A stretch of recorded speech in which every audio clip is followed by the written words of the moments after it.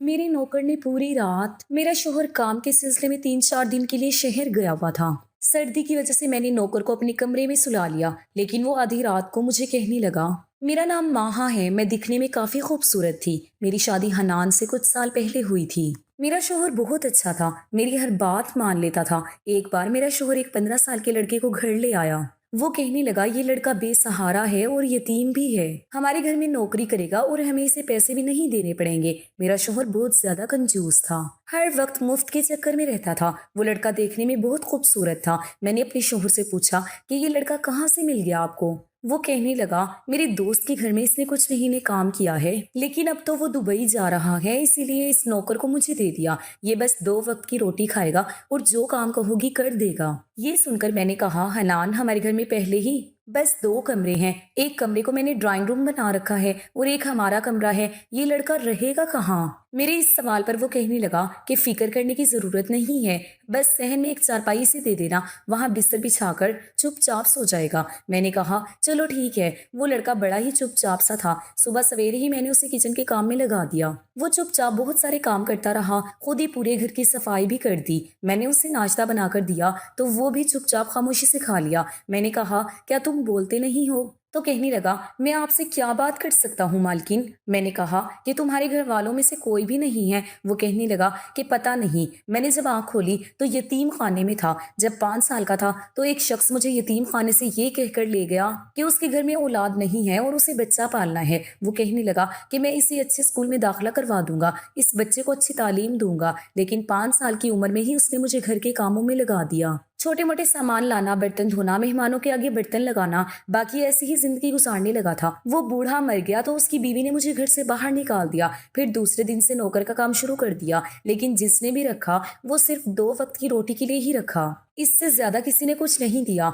2 रोटी के बदले में घर का सारा काम कर देता हूँ। ये सुनकर मुझे बड़ा दुख हुआ था। बेचारे की क्या जिंदगी थी। मैंने उसके सर पर हाथ फेरा और कहा कि तुम फिक्र मत करो, मैं तुम्हें थोड़े बहुत पैसे भी दे दिया करूंगी। असल में मेरे शोहर की भी इतनी ज्यादा तनख्वाह नहीं है। वो कहने लगा, नहीं मालकिन जी, रहने दो, 2 वक्त की रोटी दे ही रही है ना, मेरे लिए यही काफी है। मेरा कौन सा खानदान है जिसकी मुझे फिक्र करनी है और उसे मुझे पैसे देने हैं। मेरे दिल में उस लड़के के लिए हमदर्दी पैदा होने लगी थी, लेकिन मैं नहीं जानती थी कि ये हमदर्दी मुझे बहुत महंगी पड़ने वाली थी। मेरे शोहर के काम का सिलसिला कुछ ऐसा था कि कई कई दिनों तक दूसरे शहर में रहना पड़ता था। जिस कंपनी में वो काम करता था, उस कंपनी का बॉस मेरे शोहर को महीने में 1-2 बार दूसरे शहर में भी ऑर्डर देने के लिए भेजता था। मेरा शोहर दूसरे शहर जाता तो 3-4 दिन बाद ही वापस आता था। उन दिनों घर पर मैं अकेली ही होती थी। मेरी शादी को 6 साल गुजर गए थे, लेकिन मुझे अभी तक कोई औलाद नहीं हुई थी। मैंने सोचा कि अगर मैं किसी यतीम बच्चों के साथ अच्छा बर्ताव करूंगी तो हो सकता है कि मेरी ये बात अल्लाह को पसंद आ जाए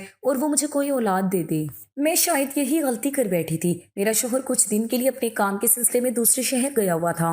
घर में मैं थी और वो 15 साल का नौकर था। मैंने तो पहली बार उसकी बेबाकी देखी थी। मैं किचन में आटा गूंद रही थी और वो उसी वक्त किचन में आ गया। मैं किचन में बिना दुपट्टे के ही काम करती थी, लेकिन मैं नहीं जानती थी कि 15 साल के लड़के की नजरों में इस कदर बेबाकी भी हो सकती है। मैं बिना दुपट्टे के आटा गूंद रही थी कि वो सिंक में जमा बर्तन धोने के बहाने वहां सिंक के पास खड़ा हो गया। मैं भी सिंक के बिल्कुल बराबर ही अपनी सोचों में गुम थी। उस वक्त अचानक मेरे वजूद पर किसी चीज की रेंगती हुई महसूस हुई। मुझे ये लग रहा था कि किसी की तेज नजर मेरे वजूद पर किसी आरे की तरह वार कर रही हो। मैंने झट से पलट कर देखा तो वहां 15 साल का नौकर मुझे ही देख रहा था। वो कभी मेरे चेहरे को देखता तो कभी मेरे जिस्म को। वो उसी वक्त नजरें चुराकर बर्तन धोने लगा। पहले तो मैं घबरा गई थी। फौरन से मैंने किचन के दरवाजे पर लटका हुआ अपना दुपट्टा लिया और खुद पर लपेटा। मैं आटा लगभग गूंथ चुकी थी। मैंने उसे एक डब्बे में डाला और फ्रिज में रख दिया और फौरन से किचन से बाहर निकलकर अपने कमरे में आ गई। मैं अपनी बेड पर बैठकर ये सोचने लगी, आखिर ये 15 साल का लड़का मुझे यूं क्यों देख रहा था। लेकिन फिर मैंने सोचा कि शायद ये मेरा वहम होगा।